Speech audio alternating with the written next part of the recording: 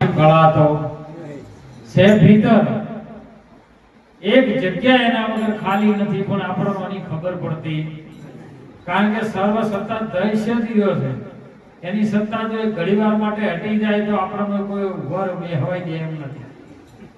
એટલે જાણવાની એ વસ્તુ છે કે તારી અંદર આ પાંચ ભૂતોનું શરીર છે, પણ એને ચલાવવા વાળું કોણ છે?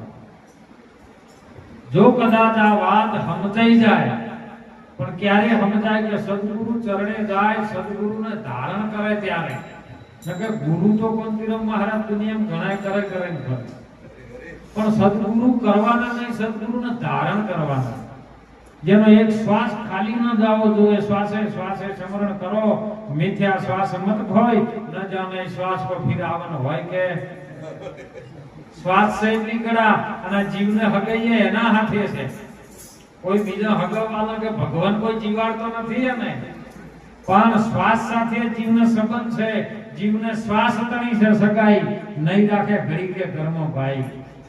જો શ્વાસ હટી ગયો, કદાચ મોય જો શિયાળો આવે અને ઠંડીનો ઉપડી જાય તો કે હવે બેહે સારું,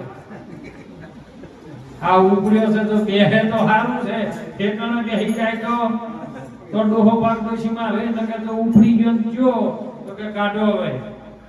અને એટલે મહાપુરુષો જતો કોક કરી લો 21,700 શ્વાસા જેના નીત નિયમ થતા હોય એને હોય, નકે બાકી બોલવામાં ઘટે, ચાલવામાં ઘટે, મેથુનમાં ઘટે, કોકની નિંદા કરતા હોય તો ઘટે. એ શ્વાસ ખાલી જ હોય છે. એટલે કબીર સાહેબ ના પાડે કે શ્વાસે શ્વાસે તું સ્મરણ કર, ખાલી મિથ્યા શ્વાસ ન ખોઈ. આપણે હવે જીવનમાં કેટલા શ્વાસ આપણે ખોયા છે એ આપણે જોવાનું, કારણ કે મહાપુરુષો છે ને જાણવા જેવી વસ્તુ શું છે એ છે આત્મા, જેના આધારથી આ શરીર, જેના આધારથી બ્રહ્માંડ, એના વગર કોઈ આ પૃથ્વીની અંદર, આ બ્રહ્માંડની અંદર કોઈ ખાલી નથી. એવો સદાથી છે આત્મા તું છે. ભગવાન કૃષ્ણજી ગીતામાં અર્જુનને એ જ કહેતા હતા કે હે અર્જુન, આ બધા આયા ને તું ખાલી દ્રષ્ટિનાશ અને મારી દ્રષ્ટિથી જો, તારા કોમ આવશે. તને હું મારી દ્રષ્ટિ આપું છું, એ જ્ઞાન રૂપી દિવ્ય ચક્ષુ આપું ને એ દ્રષ્ટિથી જો જે બધું ઉત્પન્ન થયેલું ની મારામાંથી ઉત્પન્ન થયેલું છે.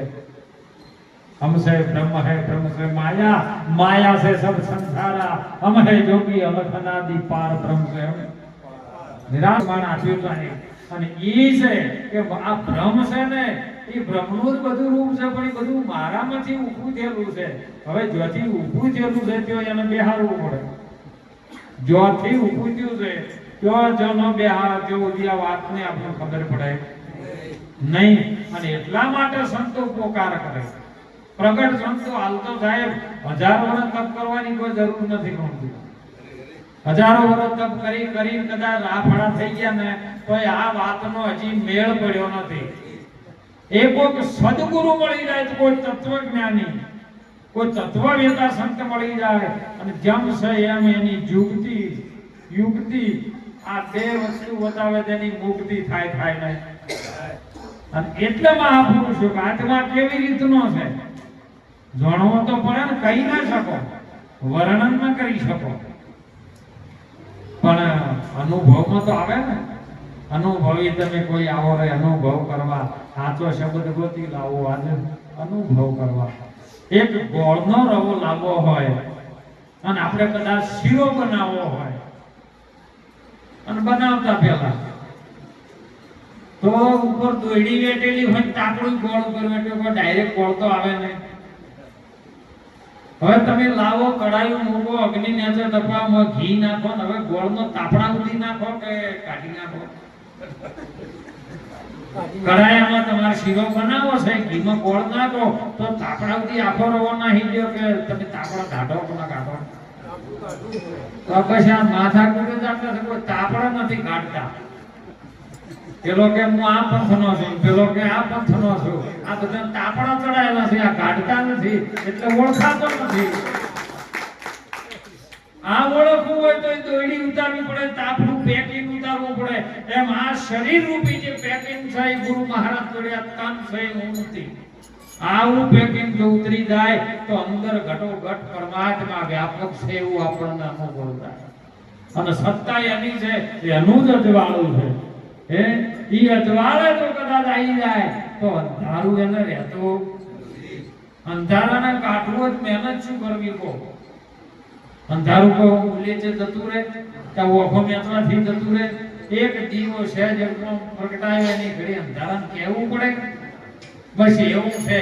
સહેજ થી સહેજ પરમાત્મા મળી જાય. સહેજમાં સહેજ એટલે દિવેટ થાય. અને દિવેટ કે દીવો કરેલો, દીવામાં દિવેલ તો ભરેલ છે પણ પ્રગટ્યા વિના છે અંધારું. અને ઈ સહેજ થી સહેજ અડીએ તો પેલામથી ઓછું ન થાય. જે દીવો કરેલો છે એમાં સહેજ અડાડો તો પેલામથી ઓછું ન થાય ને એવો દીવો બીજો પ્રગટ થાય. એમ પરમાત્મા એનો એક છે, એને જુદો પાડશો તો મેળ આવશે પણ નહીં. આ વાતને ખાલી સમજણના કર્મો બેહારવાની. અને જેના સમજણના કર્મો બેહી ગયું તો આચરણ શુદ્ધ થાય. આચરણ શુદ્ધ થાય એટલે મન પવિત્ર થાય. અને મન પવિત્ર થાય એટલે મન જ પ્રભુ બની જાય, બીજું કોઈ છે. આ ઠપકા બધા મનના છે. મન તો તારા ઠેકાણે હરીને ઠેરાય, બીજો નથી બોલતો. કેવો રહીને બોલે છે, કેવા વાયરાથી બોલે છે, કેવો પવન એના ઉપર આવે છે, એના ઉપર આધાર છે. કારણ કે સંતો મહાપુરુષો વાત કરે, મૂળરે કમળમાં ચાર છે ચોકી, જો ગુણપતિ આશામાં ધરિયા ચાર ચોકી. હવે આપણે કોઈ વિચાર કર્યો કે આ ચાર ચોકી કયો છે? વાતો કરે તો મેળ આવે એવો નથી. નક્કી તો અનુભવ આપણે કરવો ને. તો આ ચાર ચોકી આપણા પિંડની અંદર કઈ જગ્યાએ છે? જો ગુણપતિ આશ્રમ ધર્યા છે. 68 કેવા તેને સ્થિર કરી રાશી. જો સંત સાધુ વાળી કર્યા, બહુ ભજન વિના કોણ તર્યા. આજુબાજુ પંથ તો નમન પંથ મોટા, આ તો નમવું જ નહીં પડતી. અને હું ઘણી વખત સાહેબ સત્સંગનો વાત કરું મહાપુરુષોની દયાથી, મારા ગુરુ મહારાજની કૃપાથી, કે જો કદાચ ચૈત્ર મહિનો આવે, ફાલે ફૂલે લેબડાના ફૂલ આવે તો અંદર કાચી લેબોળીઓ આવે. લેબોળીઓ આવે ને વજન થાય ને એટલે એ દાડું નમી જાય. કદાચ ઓબા ઉપર વૈશાખ મહિના કેરીઓ આવે એટલે એ દાડું નમી જાય. એવી બદામ લ્યો, દાડમ લ્યો, ગમે લ્યો તમે વસ્તુ કોઈ આવતી હોય નમી જાય, પણ ખાલી એરંડા એકલા નો નમે. એરંડાને માલ આવે બસ એ કરતી મોટી, પણ એરંડો કોઈ દિવસ નમે નહીં. કેમ કે એ અંદરથી ફૂલો છે. એ નંબા જાય તો 100% હીરો ભઈ જાય. એમ મોણસ ભક્તમાં એવું જ છે. અને વધારે દેખા ભક્તમાં દેખાય. જો તમને કોઈ આ વિશ્વની અંદર નડતું હોય તો તમારો ભગત જ નડે, બીજો કોઈ નડતો જ નહીં. વધારે દેખા. અમે ઘણી વખત ભજનમાં તને હવાય ઘણાના ફોન આવે, બાપુ ભજન રાતે હોય હતો પણ મજા નથી આવી. એટલે હું તરત જ કહું, તને ભજન બોલવા નતું આવ્યું નહીં કે હા બાપા, હા બસ તને ભજન બોલવા ન મળે, તને વાણી બોલવા ના મળે તો પેલો ખર્ચો કરે ને હવાય ચૂકી બહુ મજા ન આવી તો તારા ઘેર રાસ ને ના, તો બીજાના કઠોળ તું ગો ફોડવી છે. મહાપુરુષો એટલે આમાંથી જગાડે કે ભેદભાવ, આ ઈર્ષા, જે કાંઈ આ બધું મૂકશો તો પ્રેમ પ્રગટ થાય. અને ભગવાનને મેળવવો હશે તો પ્રેમથી મેળવી કરજો. ભક્તિમાં તમને ભલે સત્સંગ ગમે એટલું આવ્યું, અને સત્સંગની વધારે કોઈ જરૂર નથી હું કહું. કારણ કે જેટલું તમને સત્સંગ વધારે આવડશે ને એટલો અહંકાર કદાચ.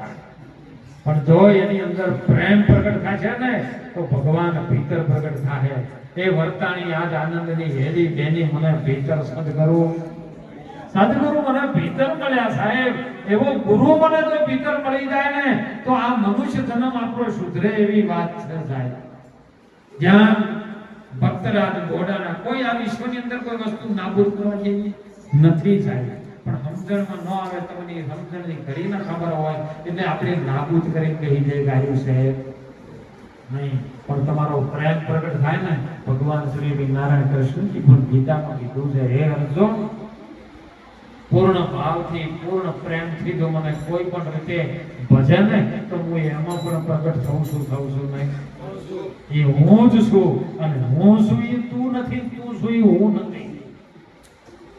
અર્જુન કે આ વાત તો મને ખબર પડતી જ નથી.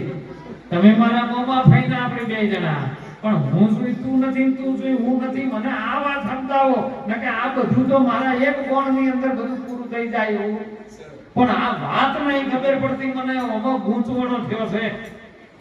અને જ્યારે 18 અધ્યાયનો જ્યારે ભક્તિ યોગ, જ્ઞાન યોગ અને કર્મ યોગના જે 18 અધ્યાયનું જેને જ્ઞાન કર્યું અને છેવટે ભગવાને કૃષ્ણએ અર્જુનને કીધું, અર્જુન હવે તને ખબર પડે છે કે બાપુ આ બધી ખબર પડી પણ આમાં અહંકાર રહી ગયો, હું રહી ગયો. તો કે હવે ખાલી બધા ધર્મનો તું ત્યાગ કર, જે તારા મનથી મોનેલા બધા ધર્મો છે ને એ બધા તું ત્યાગ કરી દે, કેવલ તું મારો થઈ જા. બોલો રે કરતો બસ આ બધું છોડીને કેવલ મારો ગુરુ એ જ હું અંદર સમાઈ તું. જેમ નદીની અંદર પાણી આવે અને ગોડી થાય દરિયામાં હમાઈ જાય, પછી નદી એના સ્વરૂપનું ભોન એના એક રૂપ થઈ જાય. એમ સંત ઓર પારસ મણી में बड़ो अंतरो जान, पारस मणि लोहान कंचन करे संत करे આપ સમાન. એના જ જેવો એમ બનાવે, એમાં પછી ચેલોય ના રહે કે ગુરુએ ના રહે. જો ગુરુ રહે તો હજી દાવો છે અને ચેલો રહે તો હજી મોહ બંધન છે. ચેલો ચેલો ન રહે, ગુરુ ગુરુ ન રહે. એક જ તાર લાગી જાય પછી મહાપુરુષો સંતો અને પરમાત્મા કો આત્મા કો હે કોઈ જુદું છે નહીં.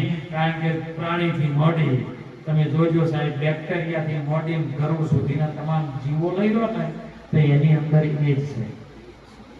બેક્ટેરિયા નાનામાં નાનો જીવ બેક્ટેરિયા અને એનાથી મોટામાં મોટો જીવ ગરુડ. આ બધામાં તમારો એક જ સત્તાધીશ છે, એ છે આત્મા. મનુષ્યથી મોડી દેવ સુધીમાં જો ગણો તો એકનું એક તત્વ રમી રહ્યું છે, એ આત્મા. એ મહાપુરુષો સંતો કે છે પ્રમાણ સહિતની વાત. જ્યારે ભક્તરાજ બોડાના ભગવાન કેવી રીતનો પ્રગટ થાય, ભગવાનના મેળાઓ હોય મળી જાય સાહેબ. તમારી ભીતર મળે, બીજો કોઈ મળે પણ છોડવું કેવી રીતનું પડે એનો એક જ મહાપુરુષો સીધું દ્રષ્ટાંતથી કહે છે.